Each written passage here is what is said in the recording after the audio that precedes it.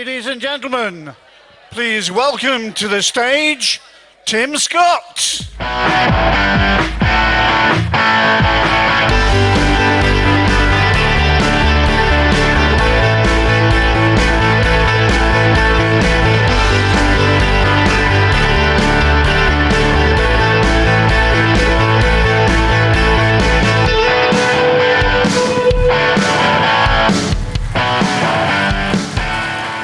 Good afternoon, Frimley. Wow, look at you. What a turnout. Now, a few of you might recognise this venue from the old days, but we've never had it this full. It's absolutely packed and it's sold out in a few days. So thank you for coming. And also a big thank you to our fantastic candidates who will be speaking later, and also to our county organisers. The response that we've had in this campaign has been absolutely unprecedented. So thank you so much for your support. So it's great to see so many people here. You know, we've been on a journey, a very exciting journey, and you've been part of it. So thank you so much for that. Okay, so part of my job is to introduce the speakers, but also just to get the ball rolling. So I'm going to ask a few questions and ask for a show of hands, just so we can make sure that we are at the right conference. Okay, so conference. First question, should we by now have left the European Union? Yes! I think we are at the right conference. Okay, so Theresa May said 108 times in the Houses of Parliament that we would leave when? 29th of March, absolutely. Okay, good. Okay, second question for you. Do we trust Labour and the Tories to deliver the Brexit the country voted for? I think we're definitely at the right conference. Okay, thank you. So, a show of hands, just raise a paw. Who here is a registered supporter? That's looking great. Thank you so much, folks. We've had 100,000 people sign up. And at the rate we're going, we will soon overtake the membership of the Conservatives. And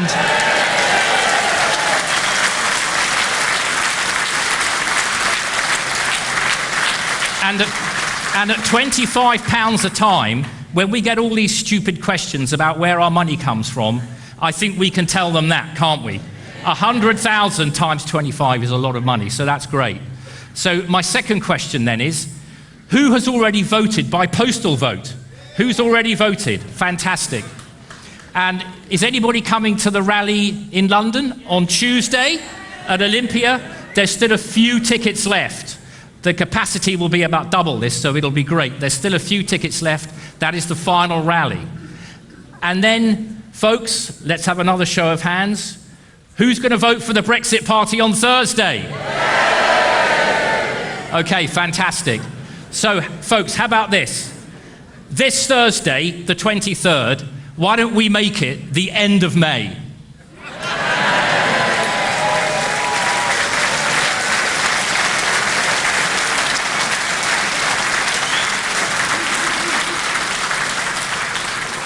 I thought you'd like that one. And, you know, we've got all these people saying, we want a so-called people's vote. We want, they say they want a, what are they calling it now? A confirmatory referendum. What hypocrisy. They don't want Brexit confirmed, they want it scrapped. So to the people who say we must have a people's vote, I think we can very safely say, no problem, there's one on Thursday.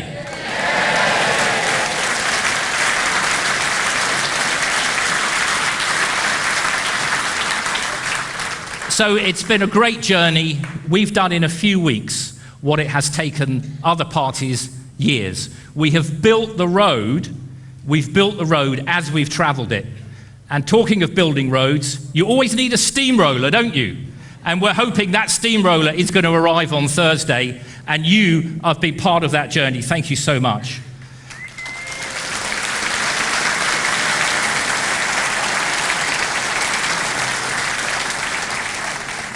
So for us, this isn't about right or left, it's about right or wrong.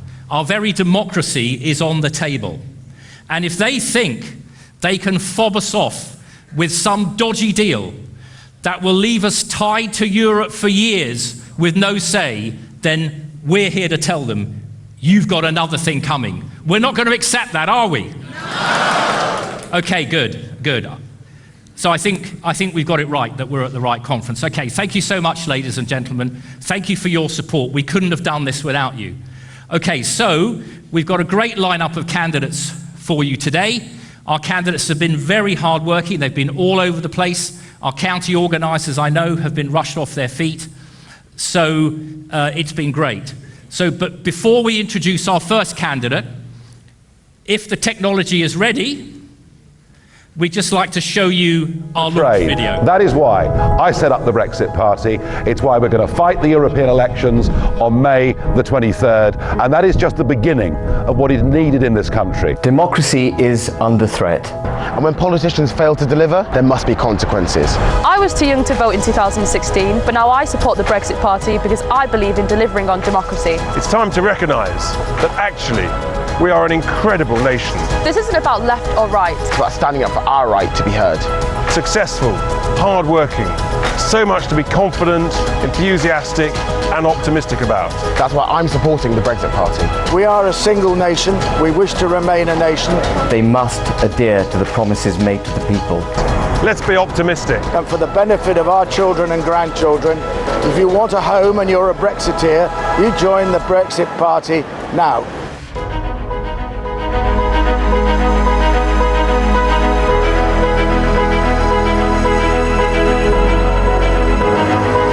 We can do so much better than currently we're getting from our members of parliament.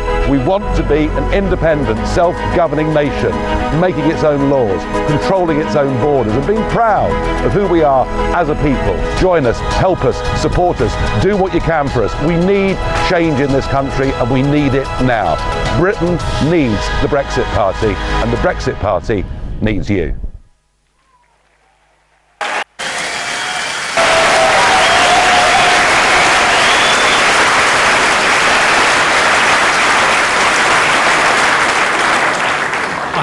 That's been typical of the fantastic output that we've had from our audio-visual team and on social media. Absolutely brilliant. Well done, folks. Well done.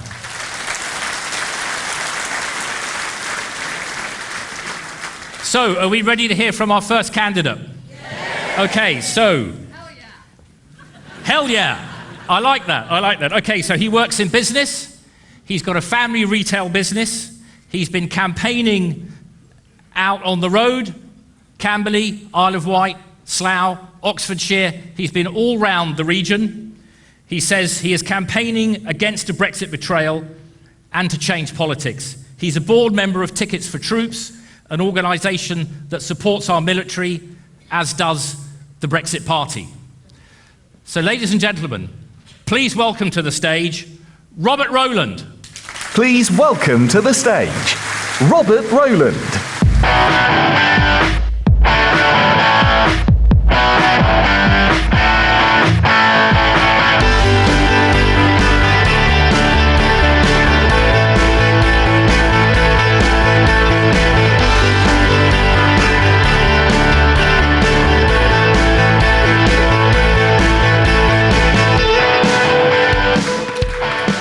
Ladies and gentlemen, thank you so much for that rousing reception, and it's truly wonderful to be back here in Surrey, a place I used to call home from the age of 13 when my parents moved down here from Manchester. I have been a businessman, a risk taker, an entrepreneur for over 30 years, and I've left politics for others. Not any longer. 4 weeks ago, I offered to help Richard, our chairman, and Nigel in this fight to save our country. I helped the Vote Leave campaign during the referendum, and I'm proud to say I'm a tungsten-tipped Brexiteer.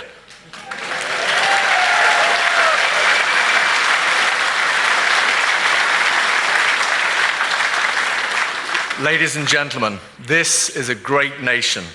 I am standing for the Brexit Party because I believe in British exceptionalism. We are bursting with creative talent. We have the ability to thrive as a confident, sovereign nation, open to all, ready to trade freely with the whole world. But if Brexit fails, we cease even to be a democracy. the duplicitous, professional political class will have prevailed. The last 3 years have seen Britain's establishment, the civil servants, the majority of MPs from both parties, academia, the judiciary, and of course, let's not forget the BBC, do their damnedest to delay, diffuse and dilute Brexit. Parliament has abolished the referendum and declared war on the British people. There may not be tanks on the streets, but make no mistake, this is a coup against democracy.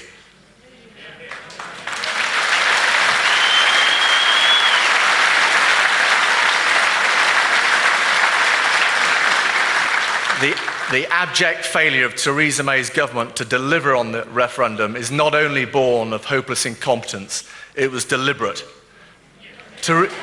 Theresa May never wanted to leave the EU in the first place. She backed Remain, even if, motivated by personal ambition, she spent most of the campaign hiding behind the sofa. We've seen Great Britain utterly humiliated, and we've been completely outmaneuvered by the unelected apparatchik Barnier, his thirsty sidekick, John Paul Drunker, and their German and French paymasters who treat us with undisguised contempt. Mrs. May is entitled to humiliate herself. She is not entitled to humiliate Britain.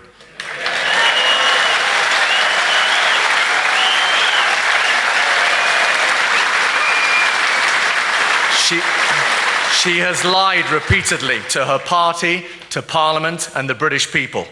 Yet her own party shamefully sustains her in office. The British political class is rotten to the core. They hold the British people in contempt. None of the options they have put forward means Brexit.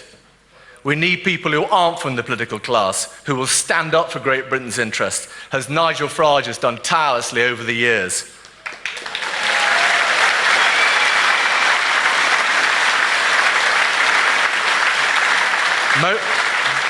Most of our Brexit Party candidates, me included, have never stood for office before.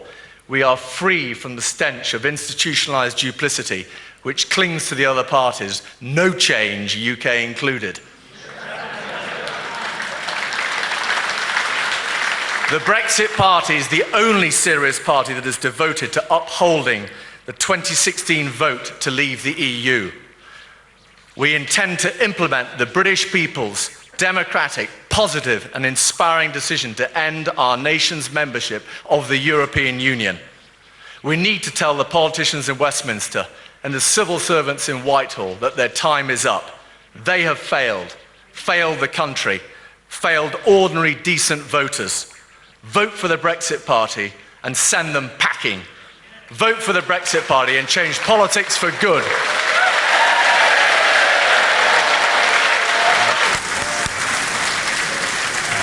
Well done, Robert. Okay. Yeah.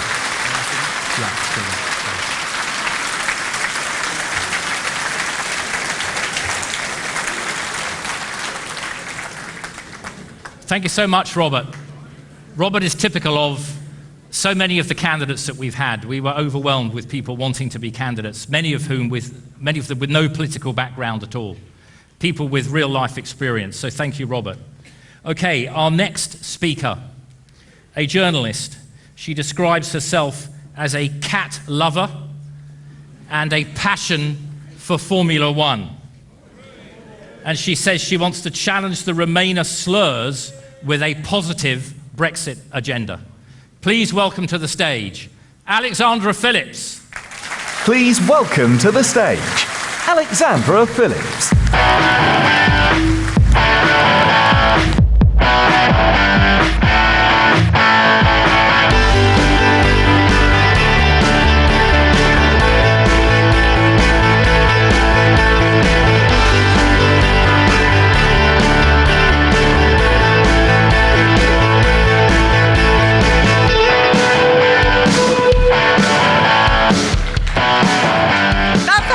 Like a blind date introduction. I'm not here for that, believe me.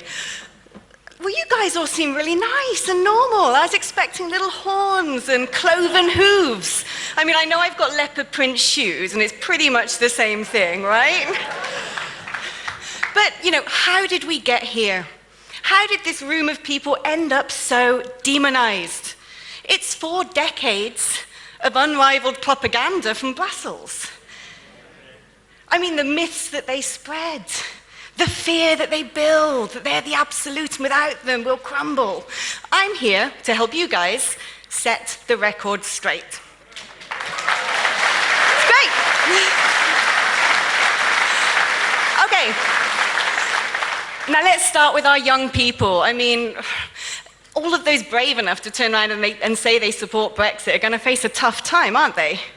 So we've got to help them out a bit. They say, we're stealing their futures by taking the UK out of the EU. Hold on a minute. Aren't we not giving our leaders of tomorrow complete control over their own destiny? Would they rather, the architects of the Eurozone crisis, that saw millions of young people put out of work in the Mediterranean, do they want them to run their country for them, make their decisions? What about studying in European universities? They won't get to do that anymore. But hold on, no, it's okay. Erasmus has 34 member countries and 22 partner countries. That's a lot more than 28 member states. It should be 27, by the way, we know that. And let's not forget, of course, the Large Hadron Collider, the European Centre of Nuclear Research. That's 200 meters underground, below Switzerland.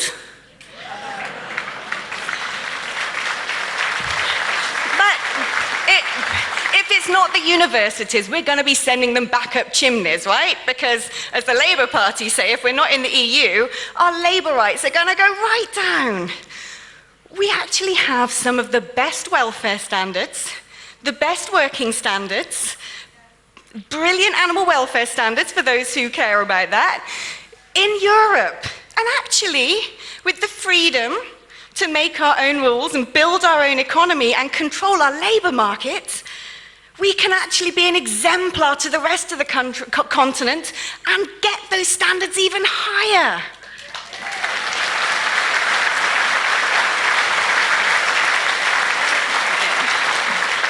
Now, my final topic, which is my #1 favourite topic, is trade. I became a Eurosceptic living in Africa. I'm representing right now cultural appropriation. A friend in Kenya made me this, and I love it. But you know, this whole idea of being in a customs union, that is a nightmare. It's awful. The way that trade is done internationally has not changed since colonial times.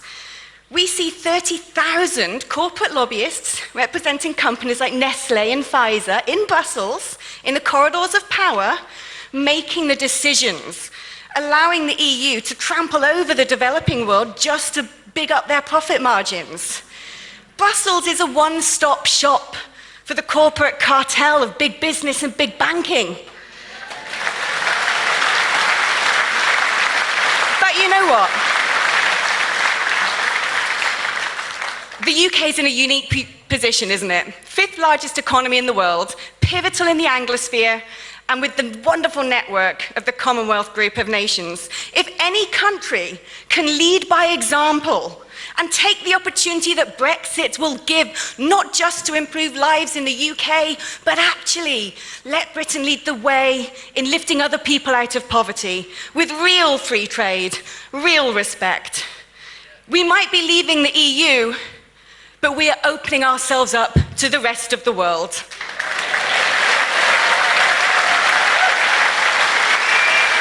Thank you.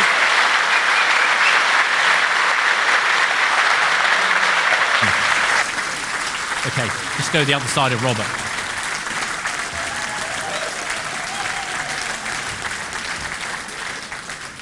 Thanks, Alexandra. I love that line.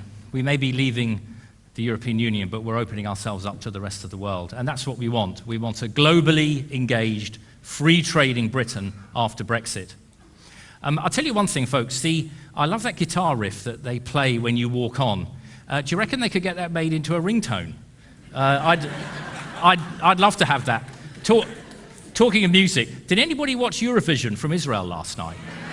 I mean, nobody, they don't vote for us, do they, you know? I mean, even Australia, you know, came above us, and they're not even in Europe. Maybe, do you think we should Brexit? Maybe we should, actually, I like Eurovision. I'm a bit torn about whether we should Brexit from Eurovision as well. I think it's a great show. Okay, so are you ready for another speaker? Okay, so our next speaker is an author and journalist. He's campaigned really hard and really well. He's a very thoughtful, well-written guy. He wrote an article recently about how at fashionable London dinner parties, Brexit is the love that dare not speak its name. And he asks, what have our MPs actually achieved over the last 3 years? A very good question. Ladies and gentlemen, please welcome James Bartholomew. Please welcome to the stage, James Bartholomew.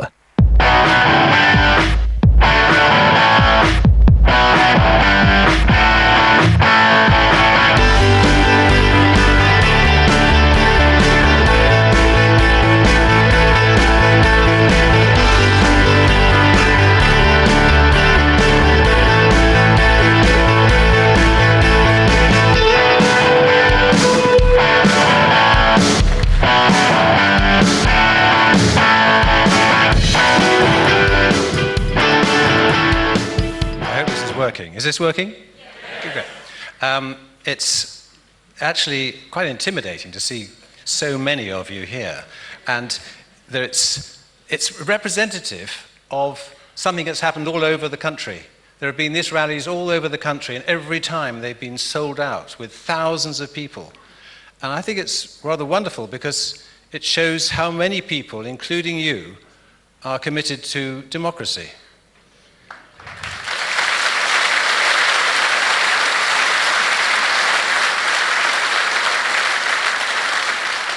And you have this nice feeling that on this occasion, I mean, one's not always right, but on this occasion, there's a strong feeling we are absolutely on the right side.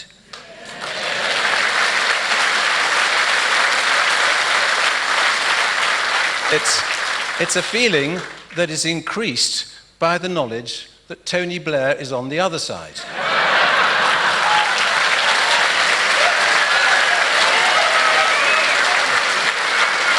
But I think this is a moment almost to feel sympathy for the candidates for the other parties. Yes. Just think how tough it is to be a Tory candidate. I mean, did you see that picture in the Daily Telegraph on the front page? They were miserable at the start. And then Theresa May arrived.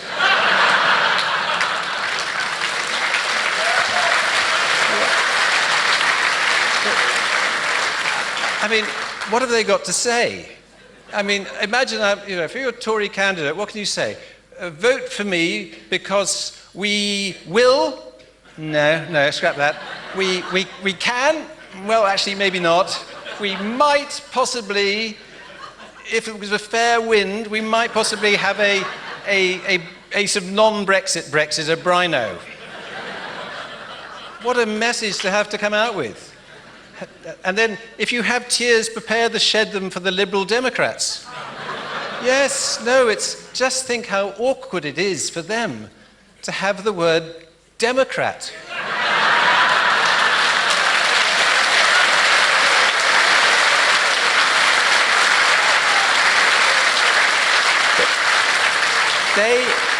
They are trying to overturn the biggest democratic vote in British political history.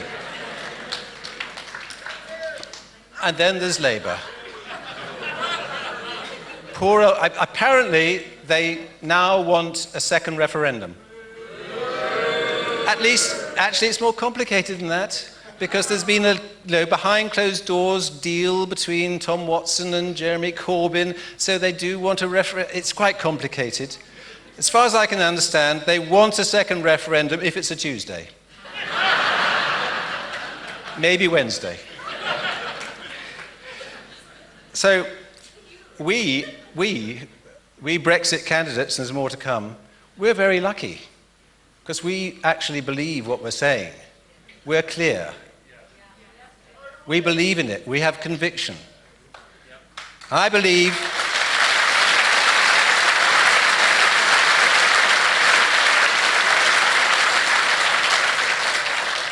like most of them, and like all of you, I suspect, I believe in democracy.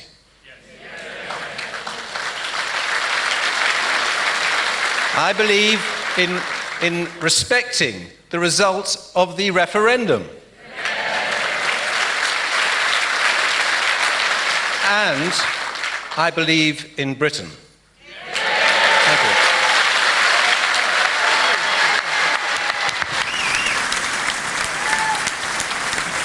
Well done, James. Very good.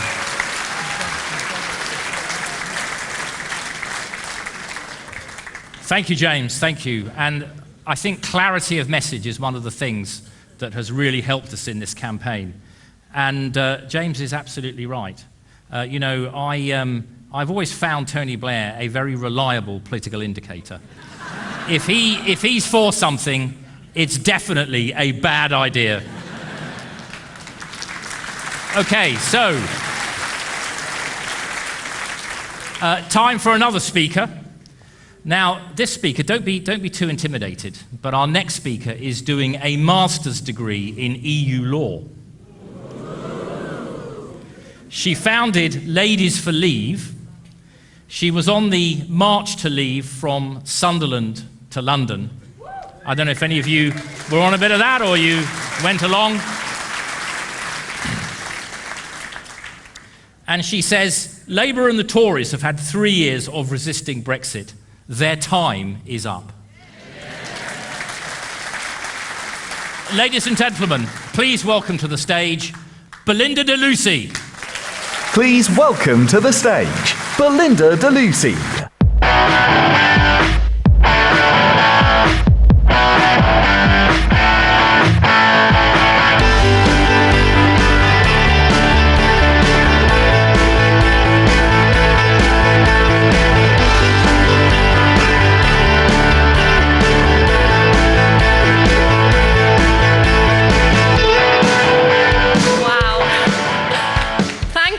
Welcome, that was incredible. What a team we make. All 17.4 million of us. We stood firm. I'm so proud of the people of this country right now. And a huge shout out to those who voted Remain, but who are Democrats first and who are joining us.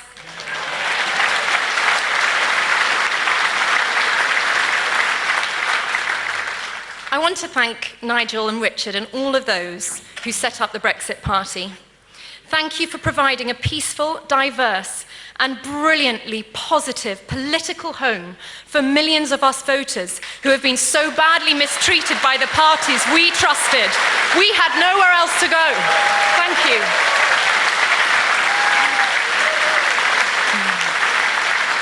So 2 years ago, I was a stay-at-home mum to my 4 girls, working on my master's, but like millions across the UK, my deep sense of fair play and trust has been rocked to the core by the appalling reaction of our political class to the referendum result. So I began making homemade placards to stand outside Parliament. I know some of my fellow protesters are here with me tonight. And in between the school runs and university lectures, I would stand there every day as the sight of EU flags constantly dominating the news and Remainers stealing our narrative on who we were, gammons and racists, and why we voted, didn't know what we were voting for, thick, stupid. It was a shameful attempt by them to overturn our vote by no less than bullying. What a tactic. It's not working out well for them though, is it?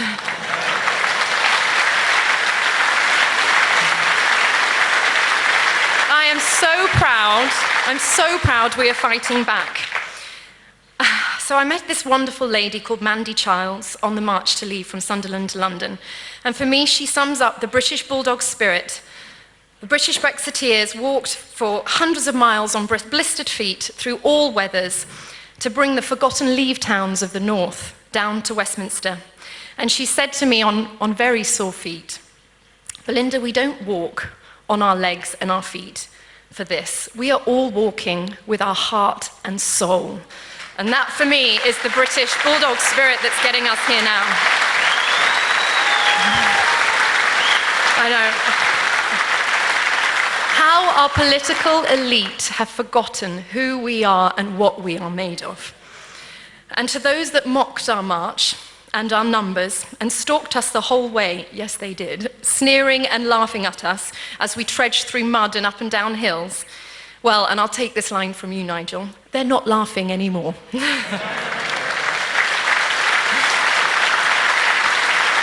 I, like so many of you, are fed up. But I'm not fed up with Brexit. Brexit hasn't even been implemented yet. How could I be? I'm fed up with the constant propaganda, the deceit, the games, the talking in abstract. I'm spending so much time on our knees. So to all those who have supported and attended the rallies, to those who have leafleted and campaigned and stood firm in the face of insults and bigotry, you are all now the heroes of this new dawn, this bright and brilliant democratic movement. And it will be because of you that when future generations go to the ballot box, their voice will still count and trust in democracy will still flourish. It is because of you that the powers are returned from an unaccountable commission to our own parliament so that our future generations will have a greater say in the laws that they have to live under and where their taxes go. Every time in our history that there has been an attempt to reform democracy, there is resistance from government, but the people always win. It is no longer about Parliament versus the people. It is about positivity versus pessimism. It is about faith versus doubt, unity versus division, and courage has called to courage everywhere, and here you all are. Let's vote for the Brexit Party and change politics for good. Thank you very much.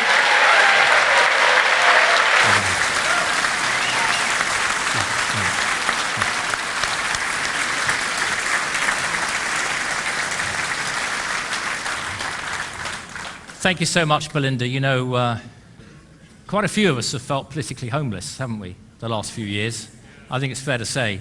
And ever since the referendum 3 years ago, it's been a bit of a Ramonathon, hasn't it? Well, not any longer. Not any longer, folks. Okay, so let's have another speaker. By the way, all these speakers are on your ballot paper. When you see us, we're under the Brexit Party, so start with a T, not a B, so we're nearer the bottom. And all of the speakers that you're hearing tonight are named on the ballot paper, headed, of course, by Nigel. And the results are coming out Sunday evening, so don't look for them Friday morning. Okay, so our next speaker, he is Hampshire born and bred, he's in business, and he loves to quote the late, great Tony Benn, who said this, and I think it's so important. The vital thing about democracy is that you've got to be able to change the people who govern you. Ladies and gentlemen,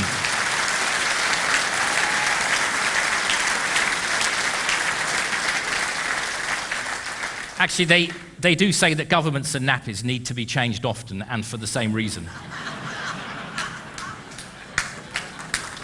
Please welcome to the stage, Chris Ellis. Please welcome to the stage, Chris Ellis.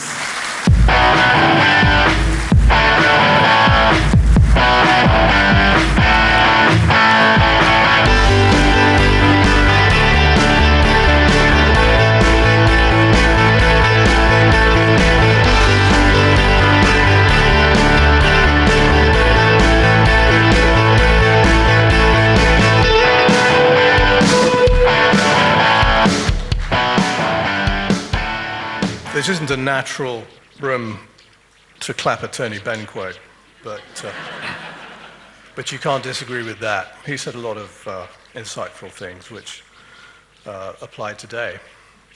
By the way, if anyone has any milkshakes they want to throw, now's the time. Otherwise, we'll just crack on. The headlines today illustrated, I think, our treatment, which we can take, that we've had over the last several weeks. A name check at the top of the Times, Labour this, Tories that, populist surge, not Brexit Party, populist, not popular surge. We're always ists, we're racists, we're fascists, we're populists, but we don't trade insults with Remainers. If we did, we might call them federalists, elitists, aromatherapists, probably, most of them.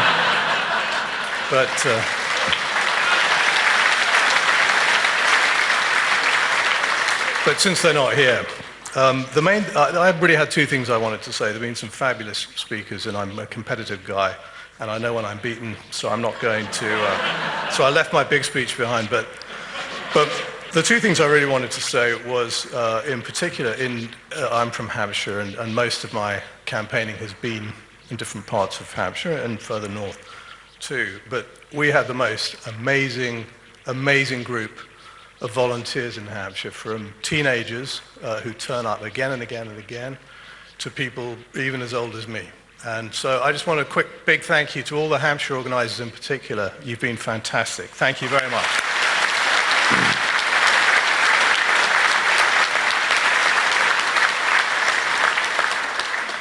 We had an interesting time in Winchester yesterday. I have to admit, I live very near Winchester, and I was avoiding it because I knew what a Remainer city it was, and the Lib Dems have just got in, and it was kind of home turf, and I was feeling a bit chicken, but we decided we got to do it. So we did it on Saturday, and we got all the sort of hissing from Remainers as they went past. There was a Morris dancing competition going on just 10 yards from our stall, and where the Remainers had set up on a monument that belongs to the council, and the council had told me specifically, you can't use that, but you can go somewhere else on the high street. And we turned up, and there were Remainers plastered all over the buttercross. So they were drowned out by the Morris dancers. But the hissing and the sort of furtively spraying us with lavender oil and all the sort of nasty things.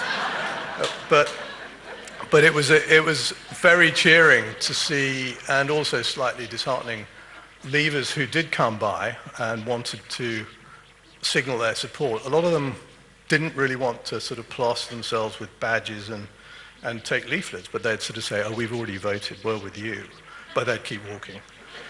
And you know, I think there was a lot of pressure there. But then yesterday afternoon in Southampton, there was a march, and I just wanted to just take a second on that, because there were, I don't know, a few hundred people there. There were dozens and dozens of handmade placards, just like Belinda was talking about. People had put hours into this, and it was a rally and a march, and there were a number of speakers, all Leave, plus two Conservatives who claimed to be Leave as well, and there was a lot of, and I got up on the soapbox, got the biggest cheer and all the rest of it, and I was thinking, that's nice, this is all about me.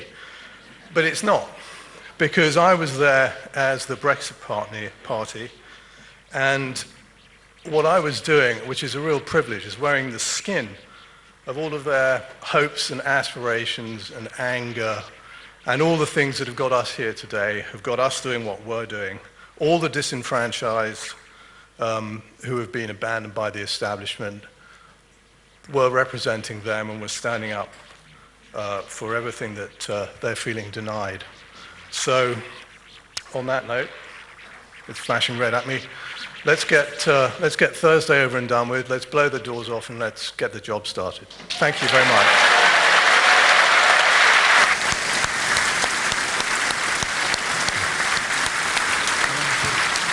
Thanks, Chris.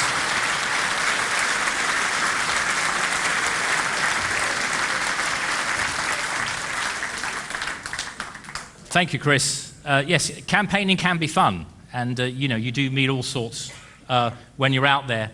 And indeed, yes, Chris, let's get the job done. Okay, our next speaker. Like Anne Widdecombe, he has stood for Parliament before. He believes in democracy and has returned to politics to stand up and to fight for democracy. And his final comment to me when I said, what do you want me to say about you? He said, I'm returning to politics with the Brexit Party to get the job done. Ladies and gentlemen, please welcome John Kennedy. Please welcome to the stage, John Kennedy.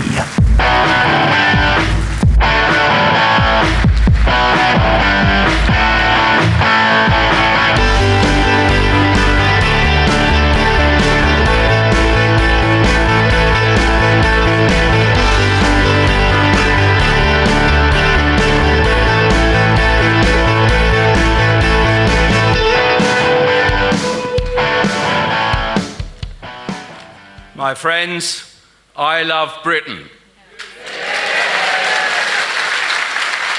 You all love Britain. And Britain loves democracy and its sovereignty, and it wants its democracy back.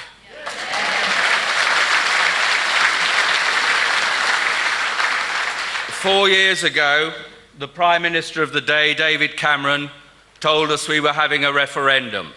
He said it was a referendum that was going to sort this question out once and for all of us better beware, because there would be no second vote, no second chance. If we voted to leave, we would leave, and the government would campaign against it because it would be the end of our country.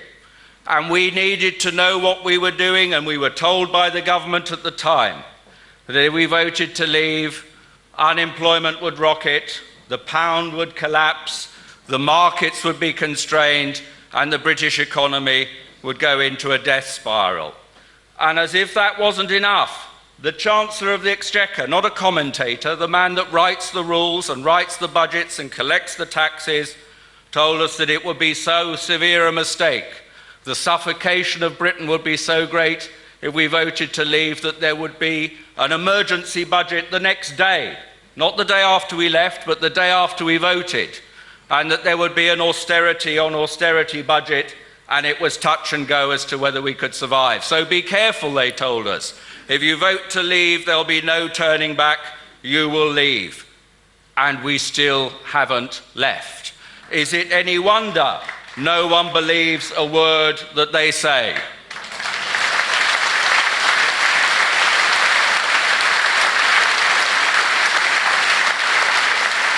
And what has happened after 3 years? They've got the answer. They got the answer from 17.4 million people. Mrs. May went and said, I'll ask Jeremy Corbyn. Jeremy Corbyn and Mrs. May working on the Fisher-Price guidebook to treaty making.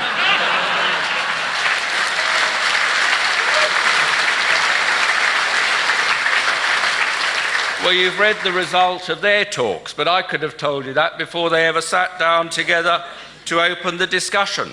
They cannot, any of them, escape, and the Parliament has been a disgrace. The Parliament that, first of all, enacted the legislation to hold the referendum. Parliament that then enacted the legislation to move Article 50. Parliament that does not agree with its own constituencies and constituents and thinks that we are all so stupid that they will not see that their highbrow discussions failing to deliver are anything other than trying to reverse the democratic decision of the electorate. They told us, if you remember, they told us that we were the thick and the dead. But we're not dead and we're not sick and we're still here, and they're going to get the same result on Thursday, if not even bigger. But on Thursday,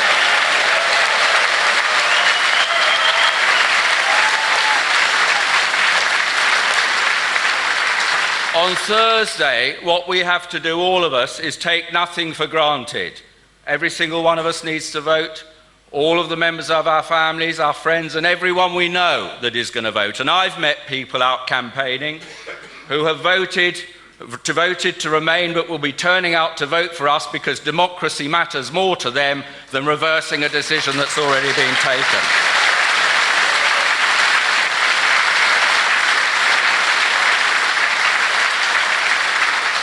So let's send back on Thursday a roar that is so loud that it will shake the doors in Downing Street, it will rattle the windows in Whitehall and in the chancelleries of Strasbourg and Brussels, and they will be under no doubt.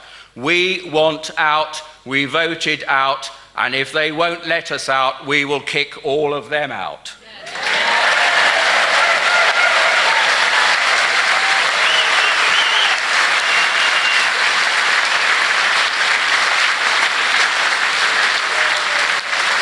The word on the street is we are going to win. Now let's go and make it happen. Thank you.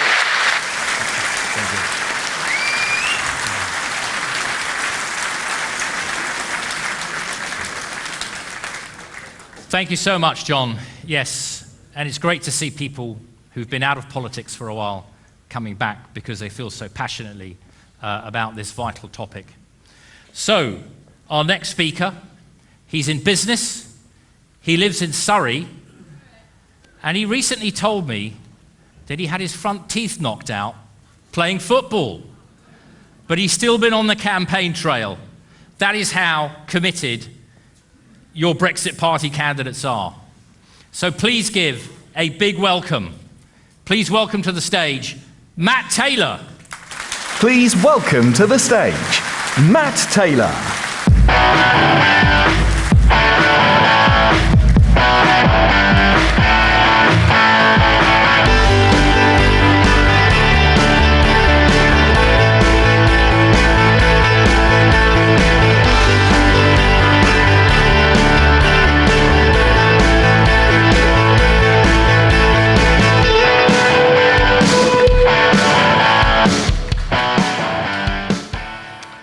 Yeah, it's intimidating, it sure is. For the last 30 years, I've been working with small businesses around the UK. And 7 years ago, I set up my own business. And what a privilege it's been to have that freedom and to create jobs for others. But all that time, I've been a quiet person. I've kept myself to myself, I've kept my opinions to myself on politics. But I just can't do that any longer.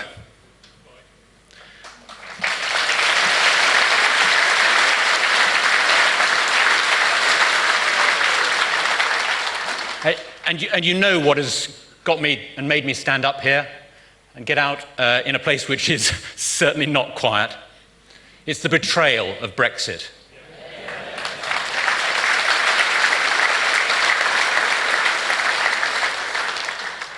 So I'm a student of history, and as you look back, you realise that the elites have always tried to keep the people down.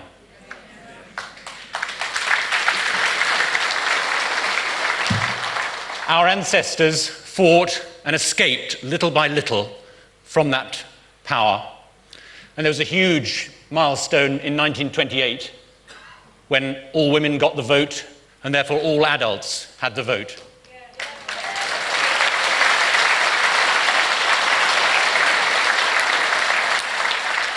But that's only 90 years ago. Our democracy is still young and we still have to fight for it. But now they call it representative democracy. And representative democracy means that the representatives can do what they like. And I say no, that's not democracy. In democracy, the people are the power.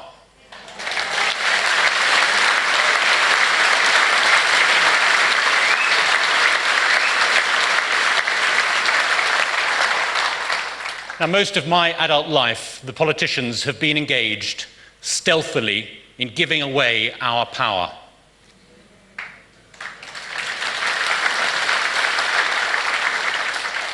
They even want to give away control of our armed forces.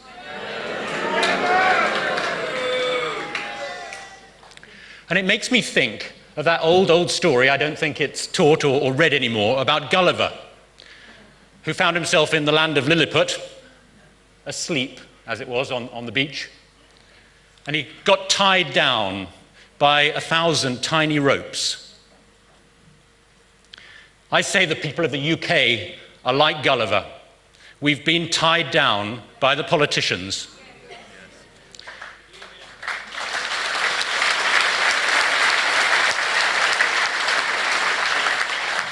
But the good news is I can see that we are awake. We are strong, and we can throw off those ropes.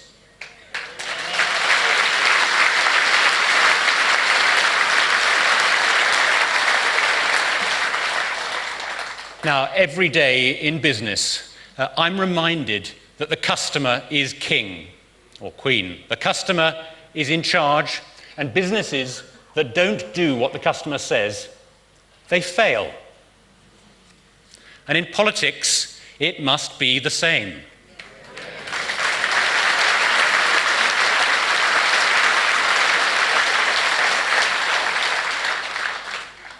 The people have the power, and if the politicians won't do what the people want, then the politicians must go.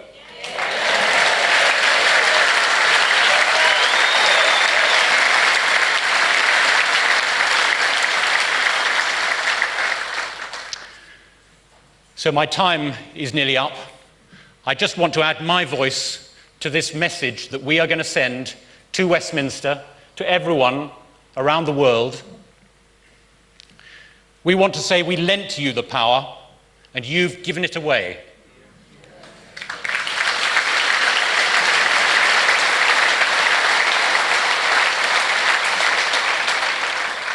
You said you would respect the referendum result and you've betrayed it.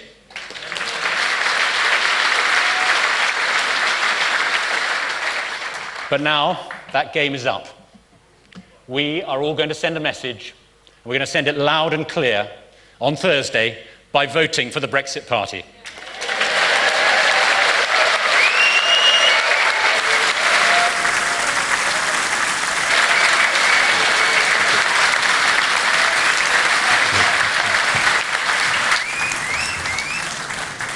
Okay, time marches on. So now our final speaker before Nigel. And he works in IT, he lives in Berkshire, and he's done some fantastic work at Royal Holloway College with some of the Brexit supporting students there. Please welcome to the stage, Peter Wiltshire. Please welcome to the stage, Peter Wiltshire.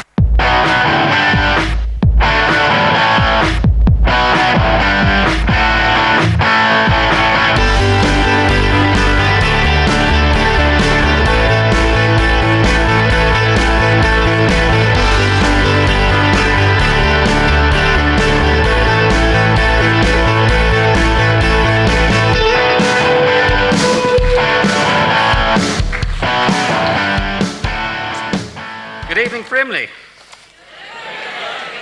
Good evening, Leavers of Berkshire. Where are you? There you. And Hampshire and Surrey and everybody else. Thank you. My name's Peter Wiltshire. I own and run a payment system software company, and I've been trading predominantly with Germany for the past 20 years. Although I run a company and I have to be involved in all aspects of management, I started my career in sales. And I'll always think of myself as a salesman first. The first rule of sales is that you're only as good as your product. Well, let me just tell you, the Brexit Party is a great product.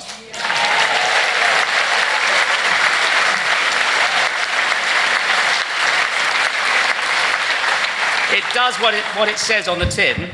It has great candidates, successful, diverse people from the left and right. It's hard to be short, you know, in this world.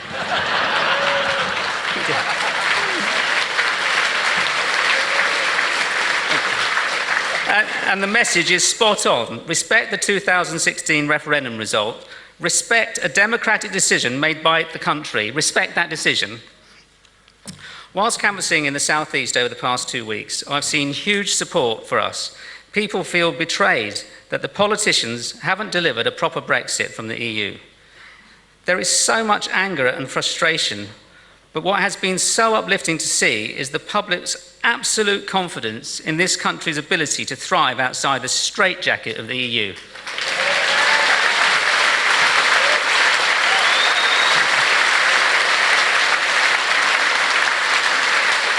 The Brexit Party is the only party that reflects that confidence in this country.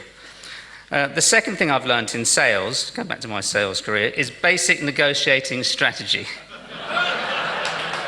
Always be prepared to walk away from a bad deal.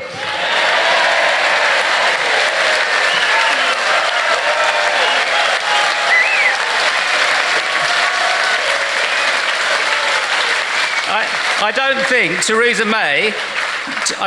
May or any of the other politicians or civil servants were on my sales course.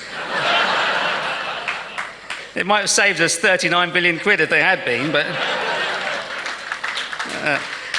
another important area of sales is closing techniques. My favourite closing technique is the presumptive close. This is where you assume that the buyer has already purchased your product. If I was to negotiate with the EU, it would go something like this.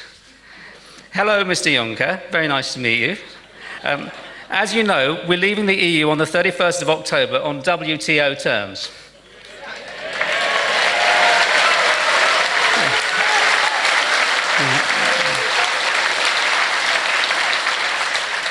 Lovely doing business with you.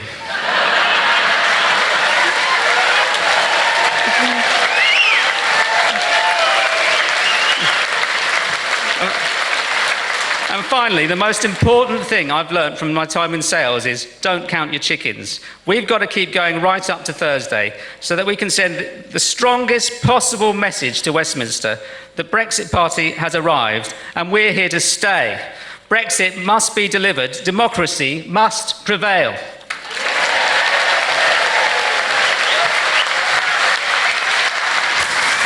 go right down the end. Fantastic.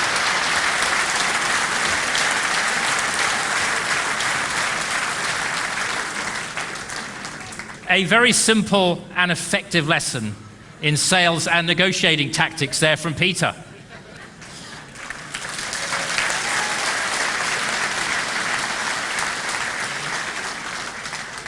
Well, ladies and gentlemen, we now come to our final and our keynote speaker of the evening. Last but by no means least, this man has worked tirelessly and fearlessly for 25 years. He's been the scourge of Brussels.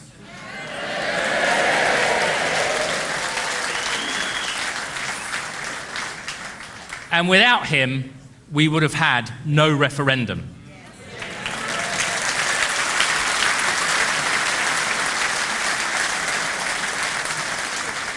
So before we give Nigel what I know will be an enormously enthusiastic reception, let's remind ourselves of him in action. We have a parliament that is now completely out of touch with our country. I think politics is broken.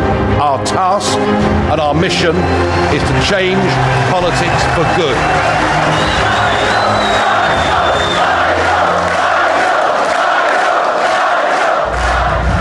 The Brexit Party has been formed because, very simply, the government and Parliament do not wish to deliver Brexit. We are fighting back. The whole of our politics needs changing.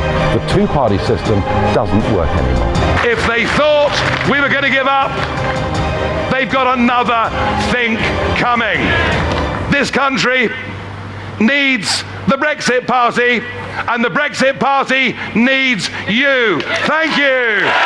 Please welcome to the stage, Nigel Farage.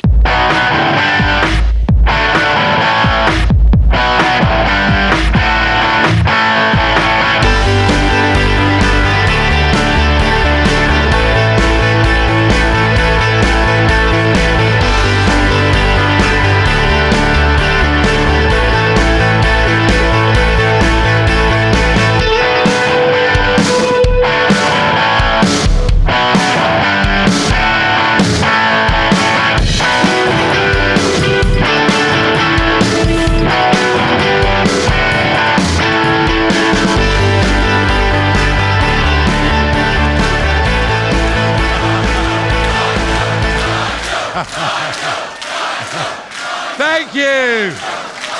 Thank you. Hello, Frimley. I can scarcely believe we're doing this. Do you know, this is now the 6th time that I've stood for the European Parliament. And of course, I was elected back in 1999. 20 years I've served over there. 20 years that I've stood up in that chamber and given my helpful, constructive speeches.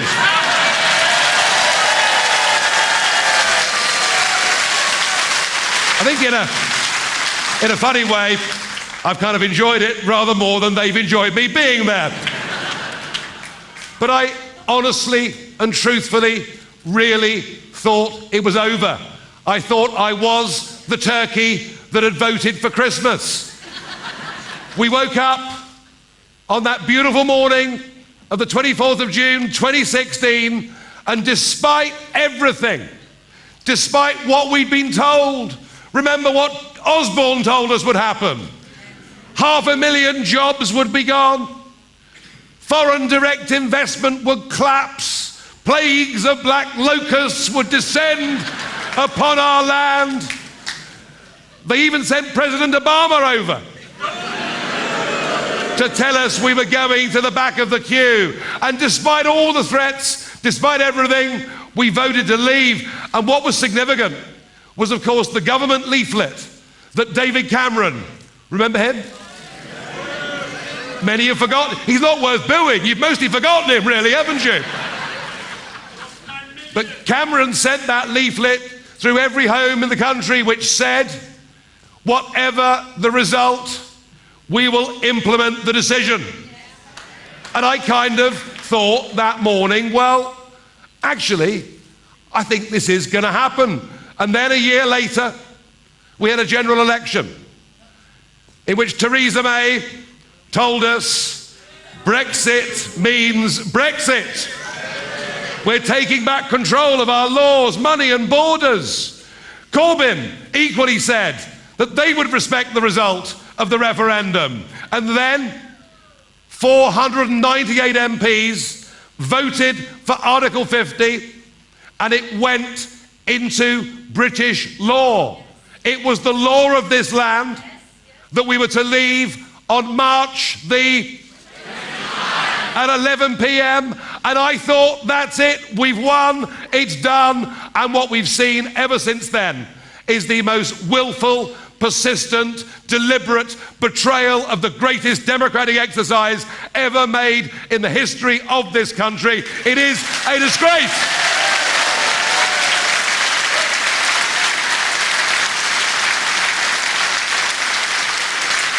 I could not, after 25 years of battling to get that referendum, of helping to win that referendum, I decided a few months ago that this betrayal was inevitable, that we weren't going to leave on that date, that they would just kick the can down the road and go on doing so.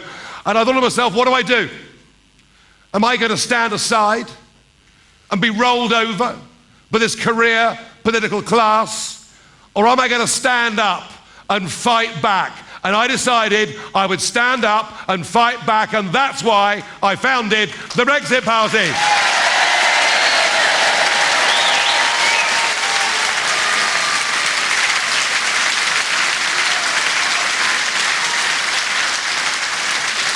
And in some ways, it's been a pretty incredible journey, because we only actually launched this party 5 weeks ago. I reckon we made a pretty good start. 5 weeks we've been going, and we've managed to assemble a great team of men and women to stand for us. I hope you agree.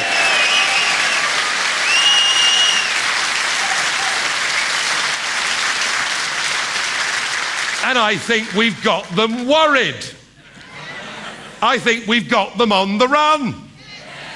Did you see Mrs. May launch her European election campaign the other day? There she stood with 4 of her candidates, all of whom looked like they'd just been taken hostage.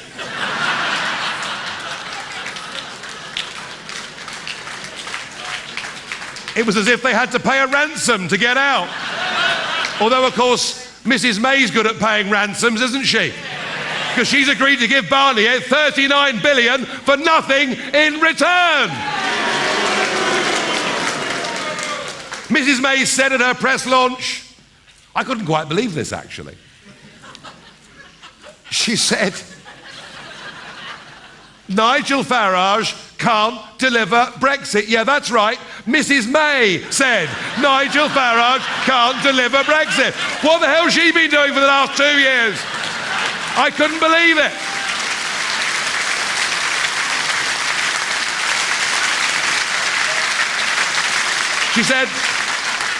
She said he pops up every few years and then goes away again. Well, if I've made one really big political mistake in my career, it is that I did believe, when we were promised by both of those parties when it went into British law. Yes, Mrs. May, I admit, I made a mistake.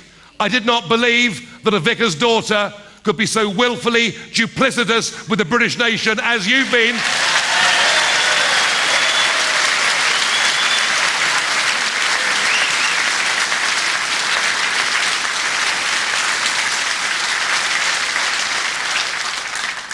And I'm very sorry to say, Mrs. May, and many in your party and the one opposite, I won't be going away anywhere soon until we change the entire British political system, because it's rotten.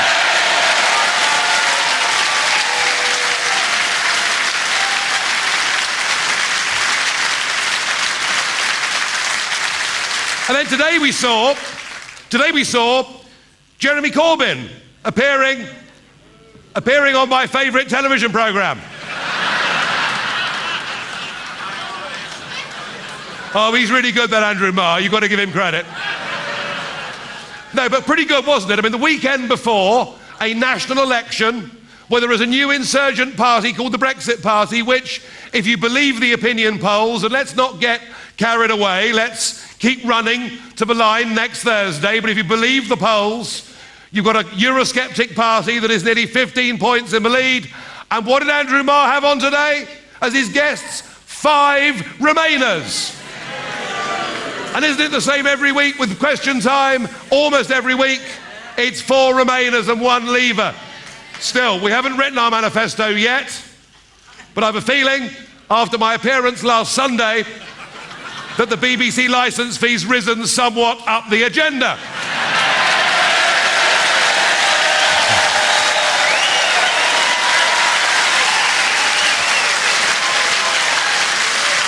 Right, so for the sounds of it, there's no need to focus group that one, is there? We've got that one, that one's done and dusted.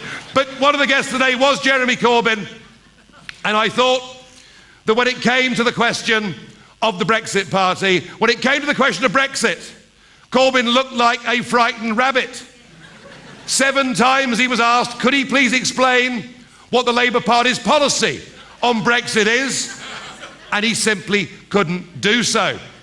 But the truth of it is, folks, little bit by little bit, Labour's betrayal of its own 5 million Brexit voters is every bit as significant as that has been done by the Conservatives. You've got Keir Starmer. You've got Keir Starmer pushing for a second referendum. Tom Watson pushing for a second referendum. 180 Labour MPs pushing for a second referendum. But it isn't just the second referendum they're pushing for. They're pushing, as our chairman mentioned earlier, for what they call a confirmatory referendum. So that sounds nice and soft and fluffy and harmless, doesn't it? What it is a choice.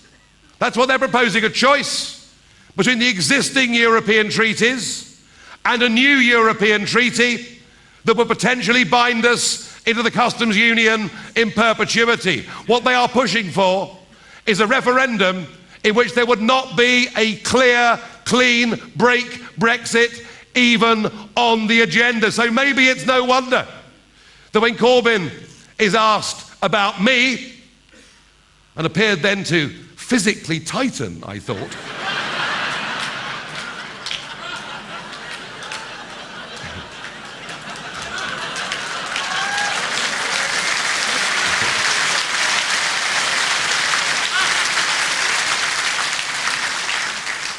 he said, oh, well, Nigel Farage has spent the entire campaign attacking European nationals who live in the United Kingdom. I haven't even mentioned them once, and nor would I, or should I, or would I have needed to. They are scared of us, and they should be scared of us because we've got some good reasons for people to go out and vote for the Brexit Party next Thursday. If we win next Thursday, and particularly if we can win big, we will put a WTO Brexit back on the table for the 31st of October. We will. Oh, yeah.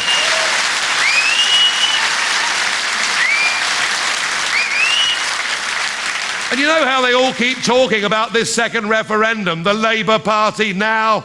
I see Lord Heseltine crept out of the Natural History Museum this morning.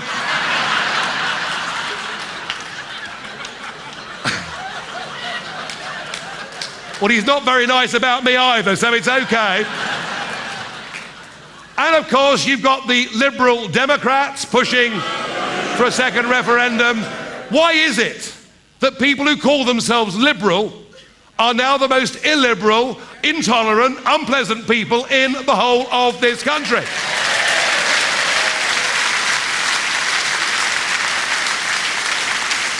They also, of course, have the term Democrat in their title.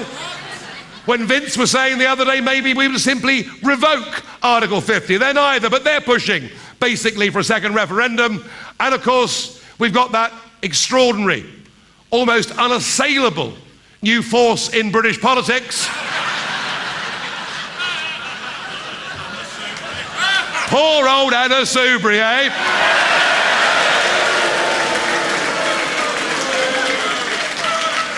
Yeah, couldn't happen to a nicer person, could it really? Anyway.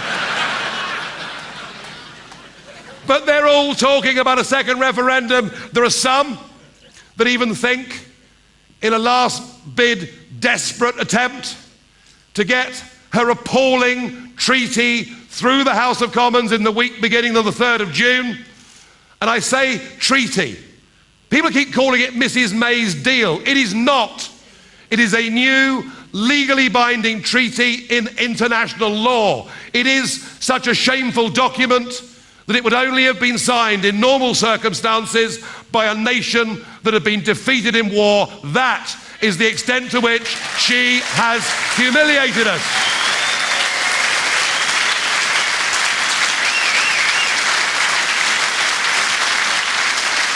Well, another good reason to vote for the Brexit Party is because if we win these elections and win them big, we will kill off forever any prospect of there being a second referendum on the subject we've won already.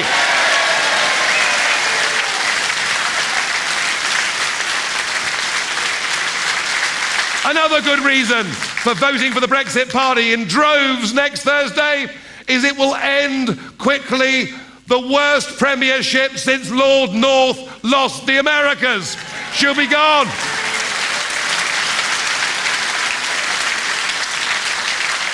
And if we win these elections, perhaps something starts to matter again. A word that used to matter a huge amount.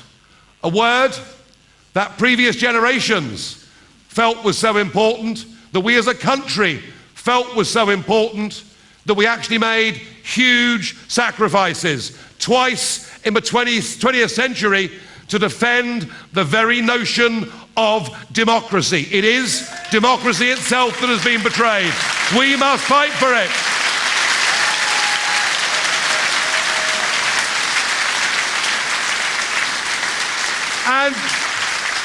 And if we win this, perhaps we'll begin to re-establish a little bit of trust that needs to exist in politics, because we say what we mean in the Brexit Party and we mean what we say, and that matters.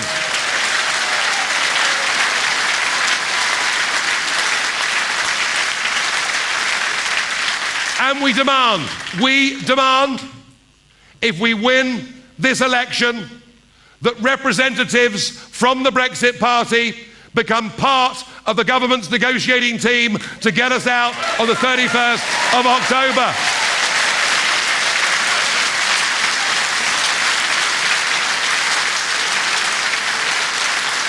But whatever happens on Thursday, whatever happens in the weeks and months ahead as this new big deadline of the 31st of October hoves into view, whatever happens, the lesson we've learnt from the last 3 miserable years, this awful chapter in our nation's history, is never again, when the 2 mainstream parties tell us, trust us, we will deliver, never again will we trust them. And our job actually is far bigger. It's far bigger than just the European Union. What we've got to do is take on a two-party system that is letting down this country, and they're serving nothing but themselves. We've got to take them on.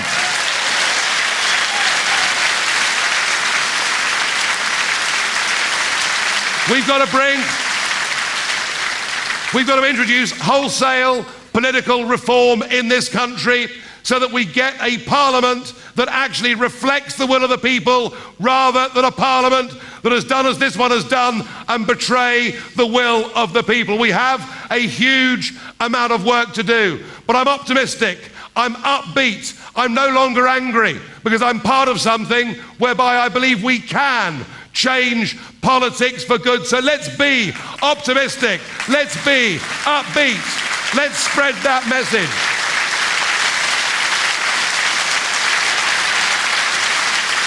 So let me ask you, well, just a few days ago, are you with us? Yeah. Will you go out and vote for us next Thursday? Yeah. Will you go out and campaign and tell your friends and family to go out and vote for us next Thursday? Are we going to win a great victory next Thursday? Thank you very much indeed. Thank you.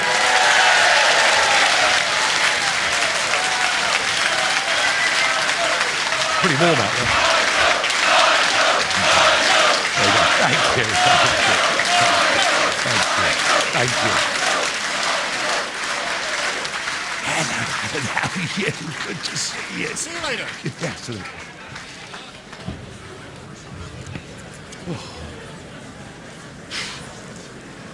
Wow. I told you it was going to be good, didn't I? He hasn't lost any of that fire. Thank you, Nigel. Well, we've got some questions. We've got some questions for the panel and for Nigel. But disappointingly, Nigel, no marriage proposals. So the first question, and if this is you, give us a wave. Max from West Sussex, if he's here. Thank you, Max. This one, I think, would be for Nigel. How quickly can we prepare the party for a general election? Well,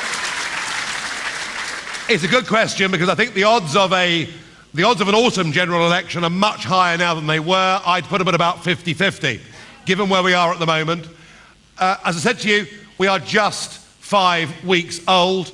The thrilling thing is that well over 100,000 people have now become our registered supporters, so we are the fastest growing political party, I think, frankly, that's ever been seen, because the ones that joined with Corbyn only paid £3 a pop. Our people are paying 25 quid, and they mean it, and I'm very excited about that.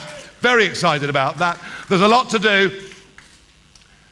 As soon as this election is over, we have got to focus our minds on Peterborough.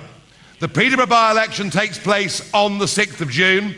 Being a new party gives us some disadvantages in that we haven't got data. There's a huge amount of work to do on the ground, but we'll go all out for Peterborough. And as far as a general election is concerned, I can tell you that already through the website, and if you want to apply, it's thebrexitparty.org, already 1,300 people have applied to become general election candidates. I haven't had a chance to do much more than have a quick flick through some of them, but I can tell you they are all of the quality, the calibre and the integrity of the people I'm sharing this platform with here this afternoon, and you can rest assured we will be ready.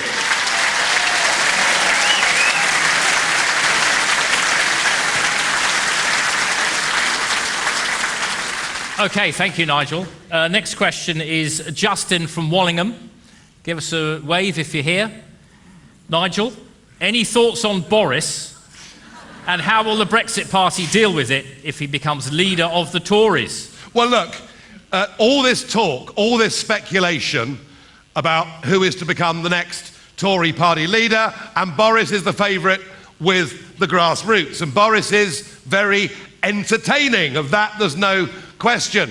But back to what I said at the end of my speech, Boris Johnson wrote again and again in his Telegraph article that he thought the withdrawal agreement, the new treaty, he described it as vassalage for our country. He said we'd become a slave state. In fact, he talked about it perhaps in even fruitier language, he's good at that, of course, but in even fruitier language than I've talked about it. And then what happened? Then what happened on the third time it came back to the House of Commons, having said all of those things and having been talked to about the unity of the Conservative Party, he voted for it. And I would say this, actually, loyalty to your principles, loyalty to your conscience, loyalty to your country should come way above loyalty to your party.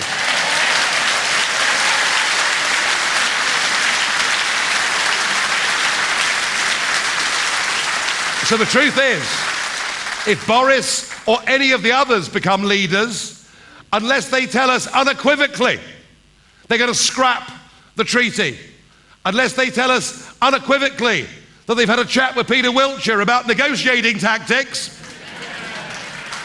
and they're going to go and say we're leaving on the 31st of October and that's the end of it.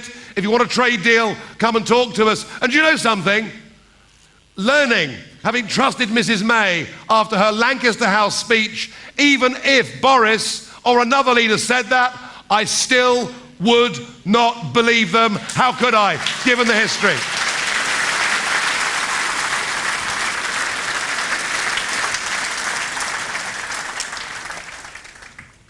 Now, here's a great question. Alan from Camberley. And thank you, Alan. Now, many of us in the Brexit Party, including myself, have served in the armed forces. And after revelations in the Telegraph this morning, I think this is a very relevant question for Nigel. What would be your stance on Northern Ireland, Iraq and Afghanistan veterans still being prosecuted after all these years? You do it. Just give Nigel a break. I think there is an unbelievable hypocrisy here.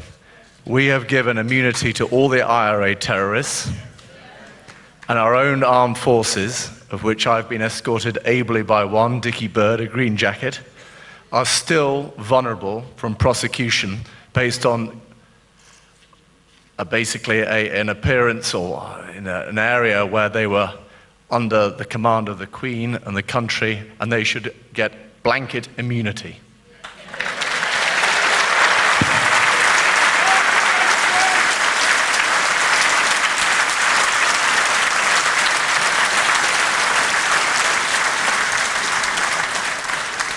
Okay, final two questions. Thank you, Robert, for that. Marion from Weybridge, if you're here, Marion. If the Brexit Party wins the European elections, what kind of pressure will this put upon Parliament and upon the government? I think Anne Widdecombe summed this up best. And isn't it great to have Anne Widdecombe with the Brexit? Fantastic. I mean, I tell you what, whatever they think about me giving speeches and having a go at Herman Van Rompuy and the rest over in Brussels, just wait till Anne gets there, crikey.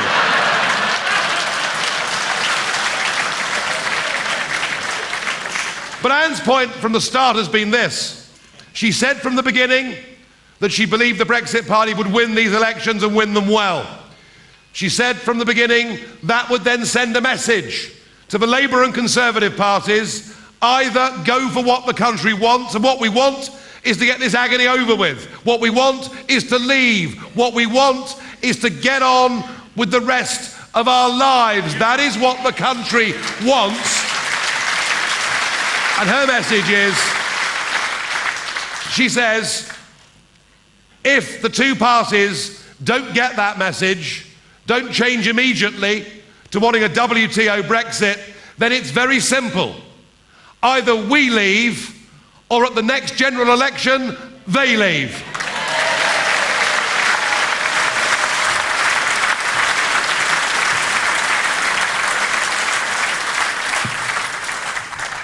Okay, final question, and it's a very brief one, from Ben from Purbright.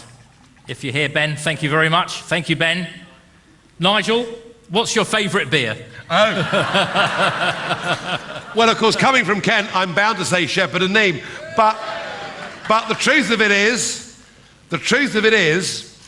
I realised at Christmas that I hadn't yet fought my biggest political battle. I could see this betrayal was coming down the line, and I realised I had a hell of a lot of work to do in a very short space of time. And I don't know whether any of you have been following my activities, but I'm crisscrossing the country on a daily basis, even by my standards, working pretty extraordinary hours. And so,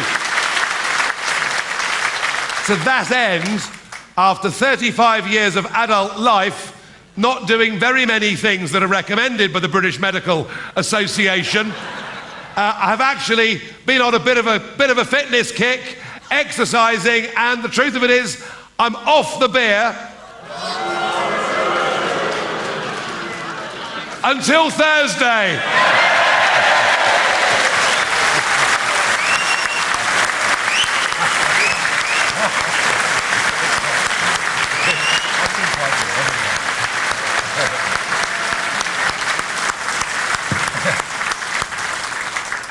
Well, ladies and gentlemen, we're reaching the end now, but please don't rush away. It's been absolutely fantastic. I want to thank you for coming, you for being involved.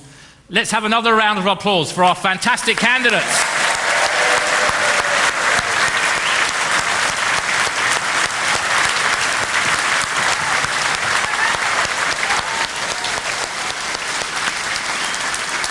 And well done to our chairman. Great, really good.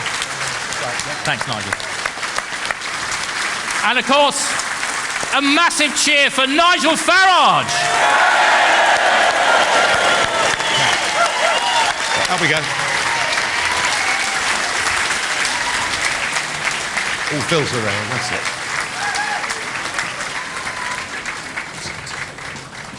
Okay, I think you know the drill. What do we want? Brexit! What do we want?